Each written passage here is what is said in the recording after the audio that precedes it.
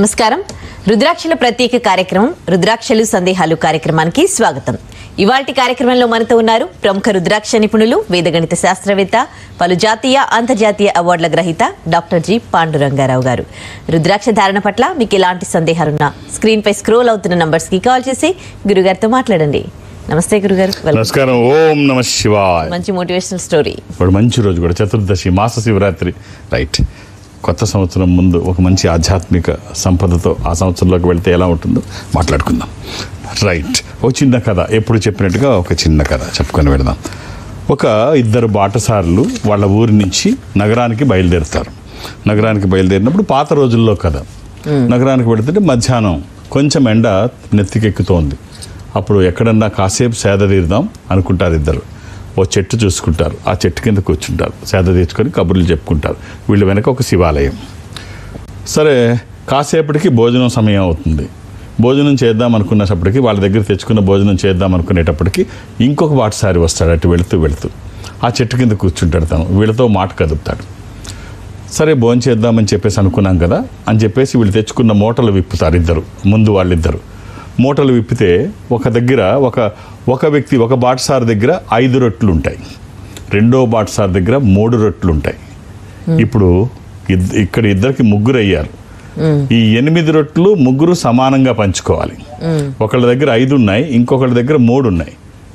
ముగ్గురు కూర్చొని ఉన్నారు, సమానంగా పంచుకోవాలి. ఎలా పంచుకోవాలి అని చెప్పి ఆలోచిస్తారు. అప్పుడు ఇద్దరిలో మొదట అతను ఏం చెప్తారంటే, నా దగ్గర 5 ఉన్నాయి, నీ దగ్గర 3, 8 కదా, ఒక్కొక్క దాన్ని 3 ముక్కలు చేద్దాం. 3 పీస్. ఓకే. 3 పీస్ చేద్దాం. నా దగ్గర 5 మూళ్ళు 15, నీ దగ్గర 2 మూళ్ళు మొత్తం 24 పీసులు అవుతాయి. 8 మూళ్ళు 24. 24 పీసులు అవుతాయి. మనిషి 8 వేసి తీసుకుందాం. 8, 16, 24. మనిషికి 8 పీసులు చొప్పున సమానంగా పంచుకుందాం. 8 రొట్టెలు ఉన్నాయి కదా, 24 పీసులు చేశారు. 3 పీసెస్ చేశారు.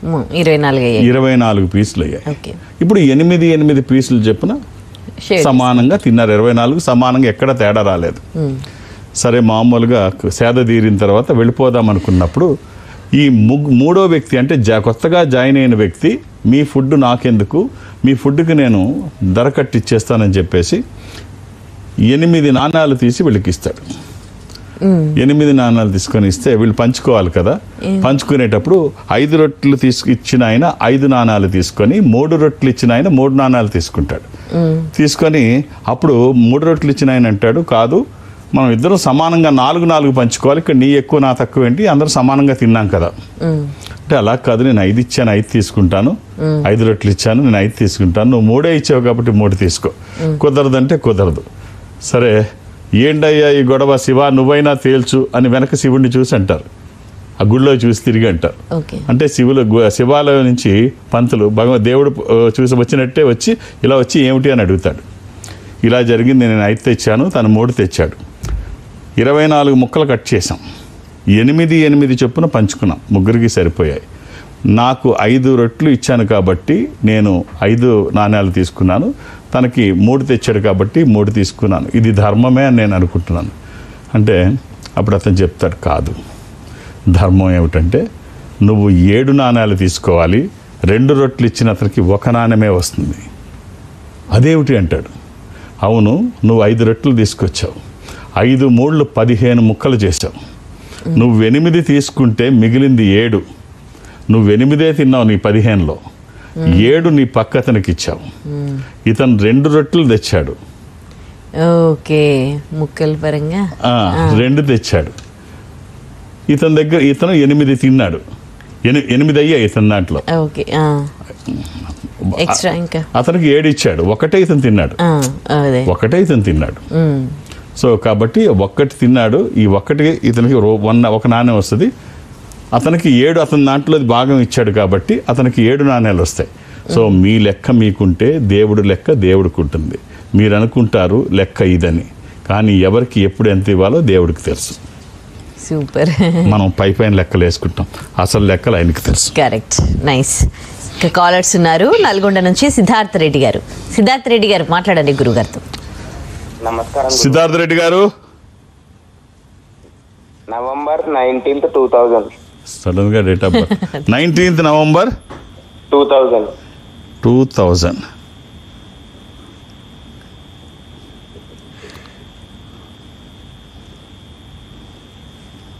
శనివారం పుట్టినట్టు తెలుసండి? తెలుసు గురుగారు. అలాగే ఇది షష్ఠి కాదు పాడ్యమి, కృష్ణపక్షము, పౌర్ణమి తర్వాత రోజు, బహుళ పాడ్యమి. తెలుసా అండి? తెలుసు సార్. రైట్. రీసెంట్ గా స్టడీస్ అయిపోయినాయి సార్. అబ్రాడ్ కి ట్రై చేస్తున్నాం 1 year నుంచి. వృషభ రాశి, రోహిణి నక్షత్రము. రైట్. స్టడీస్ అయిపోయాయి. వాట్ నెక్స్ట్ అండి? ఏం లేదు, అబ్రాడ్ కు ట్రై చేస్తున్నాం. Very good, very good. జాతకం బాగుంది, వెళ్ళండి. చాలా బాగుంది. ఈ డేట్ మాత్రం బాగాలేదు. జాతకం చాలా అద్భుతంగా ఉంది. మంచి హైట్స్కి వెళ్ళే జాతకం. అంటే ఈ డేట్ బాగలేదంటే అతని డేట్ బాగలేదని కాదు, ఇప్పుడు మనం చూస్తున్న డేట్ 19-11 అసలు ఏమాత్రం ఒక ప్రపంచాన్ని ఒక్కసారి షాక్కి గురి చేసిన రోజు ఆ రోజు. ఉప్పెన దివిసీమ 1977 19/11.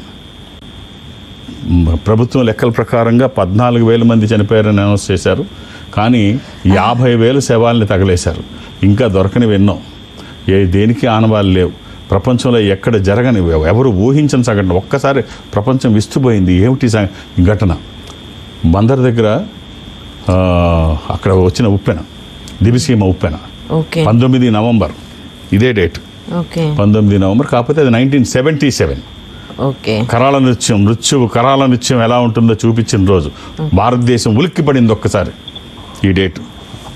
సో జాతకం అయితే చాలా బాగుందండి. ఓ మంచి రుద్రాక్ష చెప్తాను. త్రయోదశి, ద్వాదశి ముఖ రుద్రాక్ష. త్రయోదశి ఇది ఇంద్ర రుద్రాక్ష, రూలింగ్ రుద్రాక్ష, కమాండింగ్ రుద్రాక్ష. అనుకున్నది సాధించడానికి, సంకల్పం సిద్ధించడానికి, కోరికల సాఫల్యం కోసం జాతకపరంగా అవసరమైంది కూడా త్రయోదశి అంటే 13. అది కుదరకపోతే 12 ద్వాదశముఖి రుద్రాక్ష. ఈ రెండిట్లో ఏదైనా ఒక్కటి వేసి చూడండి. అది వచ్చిన తర్వాత ఎన్ని మార్పులు వస్తాయో. ఎలాంటి నియమాలు లేవు. All the best. మరో కాల్ హనుమకొండ నుంచి శ్లోక గారు ఉన్నారు. శ్లోక గారు మాట్లాడండి గురుగారితో. ఓం నమ శివాయ గురు. ఓం నమ శివాయ. అమ్మ డేట్ ఆఫ్ బర్త్ 28 28 అమ్మా 28 ఏప్రిల్ ఏప్రిల్ 1992 అండి. అమ్మ మంగళవారం పుట్టినట్టు తెలుసు కదా? అవునండి. యాక్చువల్లీ ఇది నాదేనండి. నేను ఫ్యాషన్ డిజైనింగ్ చేస్తున్నాను, బిజినెస్ పెట్టాను. కొంచెం ఏకాదశి, కృష్ణపక్షము, బహుళ ఏకాదశి వచ్చి లాస్ అయ్యానండి. సో నెక్స్ట్ అదే కంటిన్యూ చేయమంటారా? కుంభరాశి, ధనిష్ట నక్షత్రము. ఏమిటమ్మా ఫ్యాషన్ డిజైనింగ్? ఫ్యాషన్ డిజైన్ పెట్టాను, షాప్ పెట్టాను. ఫ్యాషన్ డిజైన్ చేస్తున్నాను ఆల్రెడీ. బిజినెస్ లో కొంచెం హైక్ వచ్చి ఇప్పుడు చాలా లాస్ అయిపోయానండి. సో మళ్ళీ అదే కంటిన్యూ చేయమంటారా, లేదంటే ఇంకేదైనా? మీ స్కిల్ ని మీరు నమ్ముకున్నంత వరకు వచ్చే ఇబ్బంది ఏమీ లేదు. మీలో సామర్థ్యం ఉన్నప్పుడు మీరు భయపడక్కర్లేదు. మీ స్కిల్స్ని అంటే మీ సామర్థ్యాన్ని ఎలా మెరుగుపరుచుకోవాలో చూడండి. ఇప్పుడు మీరు ఫ్యాషన్ డిజైనర్, ఏం చేస్తే బాగుంటుంది? అంటే మీరే ఏదైనా బోటిక్ లాంటిది స్టార్ట్ చేస్తే బాగుంటుందా? బోటిక్ స్టార్ట్ చేస్తే ఎలా స్టార్ట్ చేయాలి? మీరే డిజైనరు, మగ్గం మీదే ఉంటుంది, మీరే డిజైనర్ అయ్యి ఉంటారు, మెటీరియల్ మీద అయ్యి ఉంటుంది, కస్టమర్తో మీరే డీల్ చేస్తారు. కస్టమర్కి తెలియడం కోసం హైదరాబాద్లో అంటే ఇప్పుడు మనకి చూస్తుంటాం తాజ్ కృష్ణ, తాజ్ డెక్కన్లో ఈ ఎగ్జిబిషన్స్ జరుగుతుంటాయి శుక్రవారం, శనివారం, ఆదివారం. మీరు అందులోకి వెళ్ళి డిస్ప్లే చేయండి మీ ప్రోడక్ట్. చాలామంది వచ్చి చూస్తుంటారు. వాళ్ళందరికీ మీ విజిటింగ్ కార్డు ఇవ్వండి. ఆ వచ్చిన వాళ్ళందరూ అడ్రస్లు మీరు తీసుకోండి. మీ దగ్గర ఎప్పుడెప్పుడు ఏమేమి వస్తాయో వాళ్ళందరికీ ఎప్పటికప్పుడు అప్డేట్ చేస్తూ ఉండండి. కస్టమర్స్ పెరుగుతూ ఉంటారు. మీరు ఒక దగ్గర మీరు ఒక షాపో లేకపోతే ఇల్లు ఒక అడ్రస్ పెట్టుకోండి. అక్కడికి వాళ్ళని ఇన్వైట్ చేయండి. కొత్తవి వచ్చినాయని ఎప్పటికప్పుడు తెలియజేయండి. ఎప్పటికప్పుడు అప్డేట్ అవ్వండి. ఇలాగ ఇవాళ సోషల్ మీడియాను ఉపయోగించుకోండి. ఎన్ని రకాల జాతకం అయితే చాలా బాగుంది. ఎక్కడ నిరుత్సాహపడకండి. మీ మీద నమ్మకం ఉంచండి. ధైర్యంగా చేయండి. భారం భగవంతుని మీద వేయండి. ఎప్పుడైనా మీ మీద నమ్మకం తగ్గినా, మీరు భయపడినా మీ సామర్థ్యం కూడా దెబ్బతింటుంది. కాబట్టి పూర్తి నమ్మకం మీ మీద ఉంచండి. అగ్రెసివ్గా బిజినెస్ చేయండి. ధైర్యంగా ఉండండి. ఒక్క రుద్రాక్ష చెప్తాను, మామూలు రుద్రాక్ష, నవముఖి. ఇది అమ్మవారి స్వరూపం. విజయాలు చేకూర్చి దోషాలు నివారించేది, రక్షణ కవచంగా ఉంటూ ఆరోగ్యానికి మంచిది, శరీరానికి తాకే విధంగా 24/7 ఎప్పుడూ ఉంచండి. కొత్త సంవత్సరంతో ఒక స్పిరిచువల్ సపోర్ట్తో, అంటే వచ్చే సంవత్సరం ఎలాంటి డిస్టర్బెన్సెస్ లేకుండా ఈ సంవత్సరం కంటే బాగా ఉండాలని కోరుకుంటూ ఆ సంవత్సరంలో అడుగు పెట్టేటప్పటికి ఎలాంటి ఇబ్బందులు నెగిటివ్ ఫోర్సెస్ మన మీదకి రాకుండా విజయాలు మన పక్కనే ఉండడానికి ఒక ఆధ్యాత్మికపరమైనటువంటి సహకారం తీసుకొని వెళ్తే ఎలా ఉంటుందో మీకు అర్థమవుతుంది. All the best. ఓ మామూలు రుద్రాక్ష ఇది, కానీ ఎలా పడితే అలా వేసుకోకండి, ఏది పడితే అది వేసుకోకండి. దురదృష్టం ఏమిటంటే రుద్రాక్షల్లో 199 నకిలీ ఉంటాయి, ఒక్కటైనా మంచిది వేయగలిగితే ఆ ఫలితం ఒక అద్భుతం. All the best.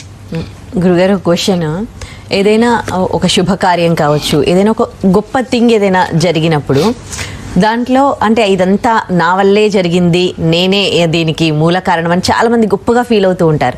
But direct గాను ఇండైరెక్ట్ గాను చాలా మంది ఇన్వాల్వ్మెంట్ వల్లే అది జరిగి ఉండొచ్చు. కానీ ఇట్లా ఫీల్ అయ్యే వాళ్ళ గురించి అంతేకాదు, ఎదరవాళ్ళ కష్టం కూడా వీళ్ళ ఖాతాలో నేసేసుకొని అది కూడా నేనే చేశాను లేకపోతే ఆడికెక్కడ వస్తుందంటారు. మనకి ఏదైనా ఒక గొప్పతనం జరిగిందంటే కేవలం అదంతా మన ఒక్కళ్ళ కష్టమే అయ్యి ఉండకపోవచ్చు. తెలిసిన శక్తులు, తెలియని శక్తులు కూడా దీని మీద చాలా వర్క్ చేస్తేనే కానీ ఒక అద్భుతం ఆవిష్కరించబడదు. మనం ఏం వచ్చింది, ఏం జరిగింది నా జీవితంలో, అసలు నేనే ఊహించలేదు, నాకు ఇంత సామర్థ్యం ఉందా, నేను ఇంత గొప్పవాడినా, నేను ఇంత బాగా చేయగలనా అనుకుంటాం. కాదు, ఈ గొప్పతనం అంతా ఇది కాకపోవచ్చు. అర్జునుడు కూడా అలాగే అనుకుంటాడు. 13వ రోజు అభిమన్యుడు చనిపోయిన తర్వాత 14వ రోజు విజృంభిస్తాడు అర్జునుడు. కొడుకు చనిపోయాడన్న ఇదితో ఆ ఇది తట్టుకోలేక విజృంభిస్తూ ఉంటాడు. ఎక్కడ చూస్తే ఇక వెనక ముందు చూడడు. కత్తిని కత్తిగా, బల్లాన్ని బల్లానిగా, బాణాన్ని బాణానిగా, ఎటు చూస్తే సవ్యసాధ్యాన్ని ఎందుకంటారంటే 2 చేతులతో అన్ని పనులు చేయగలడు కాబట్టి. ఎక్కడ గాలికి కూడా ఆస్కారం లేకుండా యుద్ధం చేస్తున్నాడు. యుద్ధం చేస్తుంటే అప్పుడు కృష్ణుడిని అడిగాడు అయిపోయిన తర్వాత అంతా, బావా నాకు అర్థం కాలేదు, నేను ఇంత ఇదిగా యుద్ధం చేస్తున్నాను, చండాలుతున్నాను ఆ రోజు, నా కొడుకు చనిపోయిన మరుసటి రోజు 14వ రోజు. కానీ నాకు అర్థం కాని ఏంటంటే ఒక వ్యక్తి ఎవరో పులి చర్మం కట్టుకొని ఉన్నాడు, ఒంటి నిండా విభూది ఉంది, నామాలు పెట్టుకొని త్రిశూలధారి అయి ఉన్నాడు, అతను వీళ్ళందరినీ సంహరిస్తున్నాడు. సంహరించిన తర్వాత ఆ పొడిచిన బెజ్జంలో నేను బాణం వేస్తున్నట్టు నాకు అనిపించింది. నాకంటే ముందు ఇవన్నీ జరిగిపోతున్నాయి. ఎవరు ఆ యుద్ధం చేసింది నాకు అర్థం కావట్లా, లీలగా తెలుస్తోంది. నేను కాదు చేసింది, ఎవరో చేశారు. ఎవరు అంటే నీ ఇష్టదైవం ఎవరు అని అడుగుతాడు కృష్ణుడు. ఇంకెవరు బావా? ఈశ్వరుడు. కదే, అందుకే కదా గాంధీవం నాకు తెచ్చుకున్నాను తపస్సు చేసి. కిరాతార్జునీయం మనకి ఆ కథ అదే తెలియజేస్తుంది, కన్నప్ప కథ. అర్జునుడు, శివుడు అక్కడ అర్జునుడిని పరీక్షించడానికి బోయవాడి వేషంలో శివుడు వచ్చి, వేటనాది వేటునాది ఏటి తగవు పొమ్మని గర్జించే శివుడు, చేవనాది చేనునాది చేతిరిగిన ఈటినాది చేవుంటే రమ్మని కనుసైగ చేసే అర్జునుడు. వేటూరు వారి అద్భుతమైనటువంటి పదప్రయోగం ఇక్కడ కన్నప్పలో. సో ఆ సన్నివేశం అక్కడే గాంధీవాన్ని తనకి ఇస్తాడు. ఇచ్చినప్పుడు నాకు సహాయం కావాలని అడిగినప్పుడు గాంధీవం ఇచ్చాడు. అక్కడితో వదిలేదు శివుడు. నువ్వు ఆ విజయం నీకు దక్కాలి అంటే తను ఉండక తప్పని స్థితి. అందుకే నేను నీ ఒక్కడి విజయం అనుకుంటున్నావేమో, ఇది ఇక్కడ నేనున్నాను నీకు సహాయకుడిగా. ఎక్కడ పొరపాట్లు జరగకుండా అన్నీ సరి చేసుకుంటూ వచ్చాను. ఏమైనా జరగకూడనివి జరిగితే చూసుకోవడానికి పైన జెండాపై కపిరాజు ఉన్నాడు, తను గమనిస్తున్నాడు. ఇక్కడ నేను ముందుండి నడిపిస్తున్నాను. ఇవన్నీ నీకు కనిపించకుండా చెండాడుతున్నాడు ఆయన. సో ఇంతమంది పని చేస్తే విజయం వచ్చింది. నువ్వు ఒక్కడు అనుకోకు అర్జున, ఎప్పుడైనా నీకు గర్వం వస్తే గుర్తు చేసుకో. ఇవన్నీ చేసింది ఆయన, నడిపించింది నేను, పైనుండి చేస్తున్నది తిను. కాబట్టి మనకి ఈ కథ ఏం తెలియజేస్తుందంటే, ఒక అద్భుతం ఆవిష్కరించినప్పుడు మన ఒక్కళ్ళ గొప్పతనమే కాదు, మనకి తెలియని శక్తులు చాలా పనిచేస్తూ ఉంటాయి. కరెక్ట్. మరో కాలర్ నెల్లూరు నుంచి శ్రవణ్ కుమార్ గారు. హలో. నమస్తే గురువు గారు. ఓం నమ శివాయ అండి, ఎలా ఉన్నారు? బాగున్నాను sir. Date of birth sir ఒక్క నిమిషం. ఎన్టీవీ బృందానికి ప్రోగ్రామ్ కండక్ట్ చేస్తున్నందుకు ధన్యవాదాలు sir. Date of birth 1989 July 16 sir. 1989 July 16th July. అవును సార్.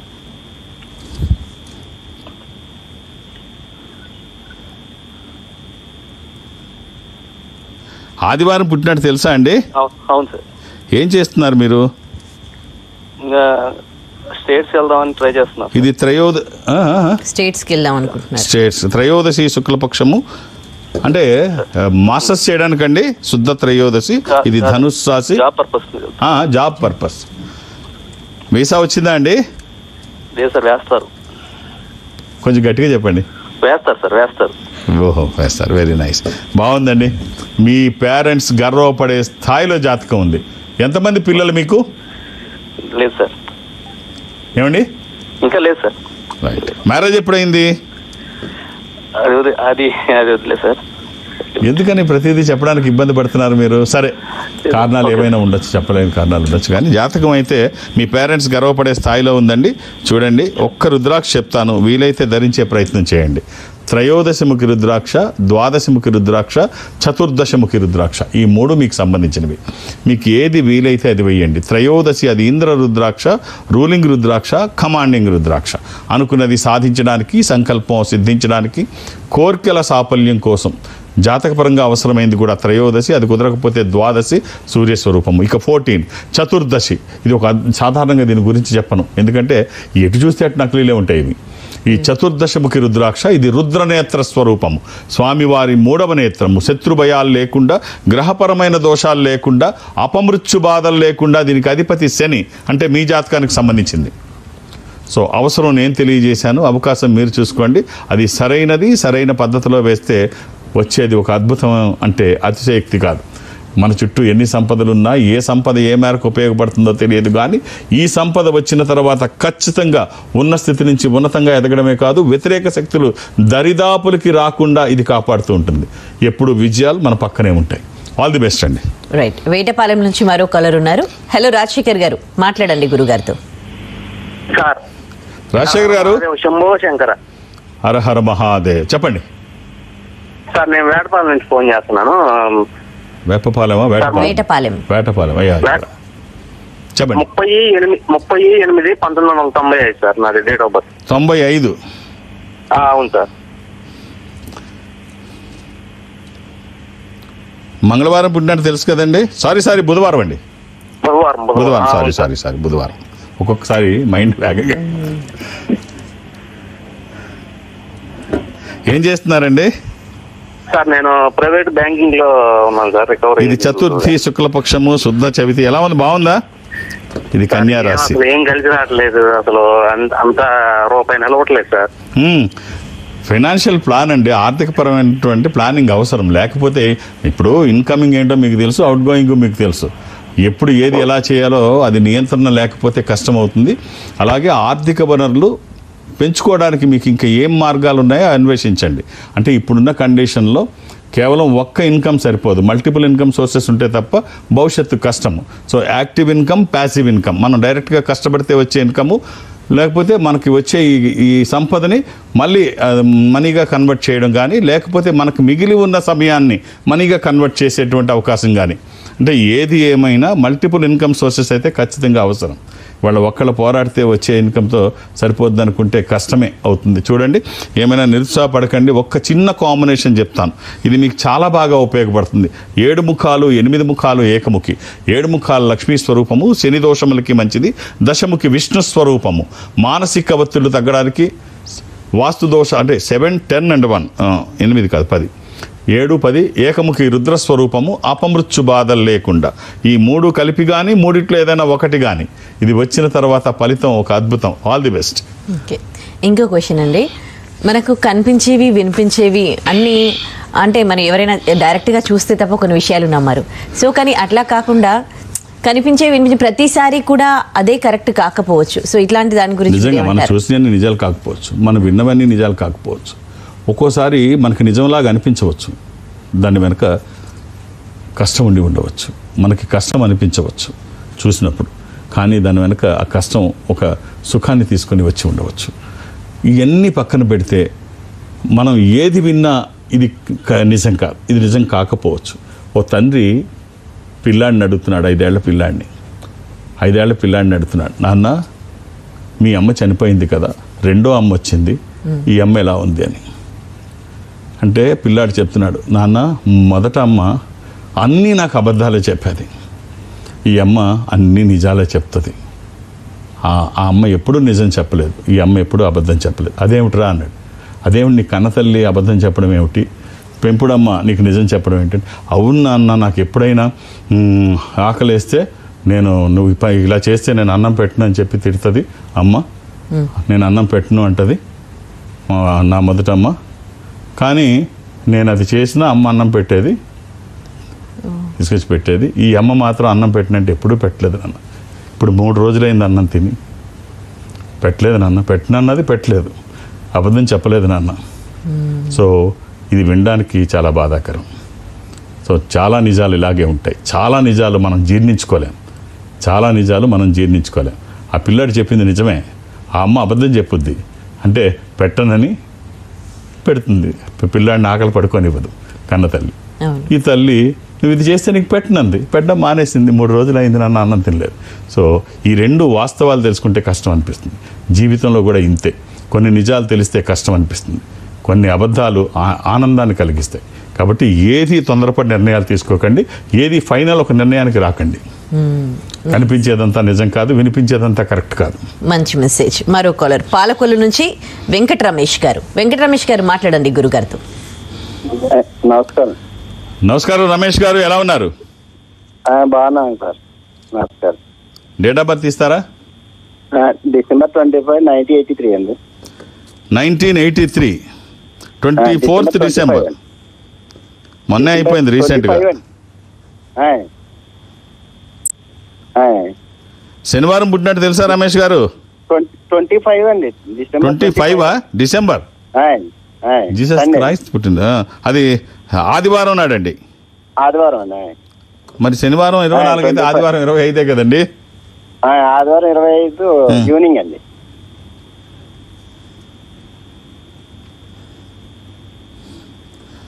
సో ఇది సప్తమి, కృష్ణపక్షము, బహుళ సప్తమి. ఇది సింహరాశి, పూర్వ పాల్గొని పుబ్బా నక్షత్రము.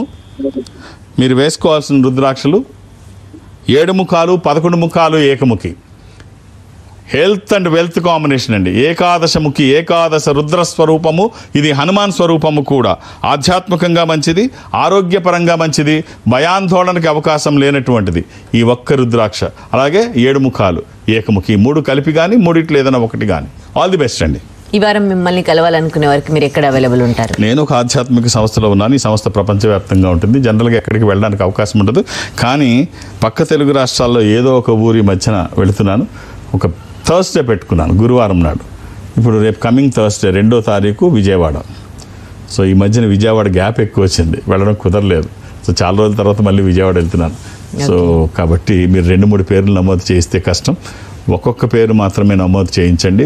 మీరు 2-3 పేర్లు రాస్తే మొదటి పేరు కూడా మా వాళ్ళు తీసేస్తారు. అక్కడ వరకు వచ్చి మీరు వెనక్కి వెళ్ళిపోతే మీకే కాదు నాకు కష్టంగానే ఉంటుంది. అలా జరగడానికి వీల్లేదు. ఒక్కొక్క పేరే నమోదు చేయించండి. ఇదేం ఎమర్జెన్సీ కాదు. మళ్ళీ నేను వచ్చినప్పుడు చూడొచ్చు, అంతగా అవసరమైతే. మీరు పక్క వాళ్ళకి అవకాశం ఇవ్వండి. అర్థం చేసుకొని ట్రై చేసి. హైదరాబాద్లో నేను ఎవరికి అపాయింట్మెంట్స్ ఇవ్వను. నన్ను కలవడానికి ఏ రికమెండేషన్ తీసుకోను. నన్ను కలవడానికి ఇవన్నీ ఏం అవసరం లేదు. నేను ఉన్నప్పుడు వస్తే చూసేస్తాను. అపాయింట్మెంట్స్ అవి ఏం ఉండవు. నేను ఉన్నప్పుడు వస్తే చూస్తాను. ఇక్కడ పేర్లు కూడా నోట్ చేసుకోరు. నేను ఉన్నానో లేదు చెప్తారు హైదరాబాద్లో, అంతే. అపాయింట్మెంట్ కాదు కదా. ఇప్పుడు విజయవాడలో ఎందుకు రాసుకుంటారు అంటే నేను కొంత సమయం ఉంటాను అక్కడ. ఎంతమందిని చూడాలో నాకు తెలియాలి. నాకు కావాల్సింది సమయం కానీ సంఖ్య కాదు. సో సమయం ఇస్తే ఒక జాతకాన్ని ఎంత బాగా అనలైజ్ చేయగలనో నాకు తెలుసు. నా మీద నాకు నమ్మకం ఉంది. సో నాకు ఆ సమయం ఇస్తే నేను బాగా అనలైజ్ చేసి మీకున్న అవకాశాలు ఏమిటి, ఏ రుద్రాక్ష ధారణ చేస్తే ఉన్న స్థితి నుంచి ఉన్నతంగా ఎదగడానికి అవకాశం ఉందో తెలియజేయడానికి నాకు సమయం కావాలి. సో అందుకనే సంఖ్య కాదు, సమయం. ఇక హైదరాబాద్లో నన్ను కలవడానికి నేను ఎవరికి అపాయింట్మెంట్స్ ఇవ్వను. అలాగే దూర ప్రాంతాల నుంచి కూడా ఇక్కడి వరకు రావాల్సిన అవసరం లేదు. ఈ సంస్థ ప్రపంచవ్యాప్తంగా ఉంటుంది. దక్షిణ భారతదేశం నేను అటెండ్ అవుతాను. ఈ దక్షిణ భారతదేశానికి దగ్గరలో మీరు ఎక్కడైనా ఈ సంస్థకి దగ్గరలో ఉంటే, అంటే అది చెన్నై కావచ్చు, బెంగళూరు, విశాఖపట్నం, విజయవాడ, తిరుపతి, రాజమండ్రి, శ్రీశైలం, వేములవాడ, కాళహస్తి, ఇలా ఏదైనా మీరు అక్కడికి దగ్గరగా ఉంటే మీరు వెళితే వాళ్ళు నాతో మాట్లాడించే ప్రయత్నం చేస్తారు. ఒక స్పెషల్ స్క్రీన్ ముందు అటు మీరు ఇటు నేను 1-to-1 మాట్లాడుకునే అవకాశం, మాట్లాడే ప్రయత్నం నేను చేస్తాను. ఆ విధంగా నాతో మాట్లాడిన డైరెక్ట్గా హైదరాబాద్ వచ్చి నన్ను కలిసిన ఒక్క డేట్ ఆఫ్ బర్త్ చూసే అవకాశం ఉంటుంది. అర్థం చేసుకొని సహకరించండి. 2-3 మాత్రం అడగొద్దు. అలాగే 2వ తారీఖు విజయవాడలో కూడా ఒక్కొక్క పేరే నమోదు చేయించండి. ధన్యవాదాలు గురు. ఓం నమః శివాయ. ఇది ఇవాల్టి రుద్రాక్షల ప్రత్యేక కార్యక్రమం. నమస్తే.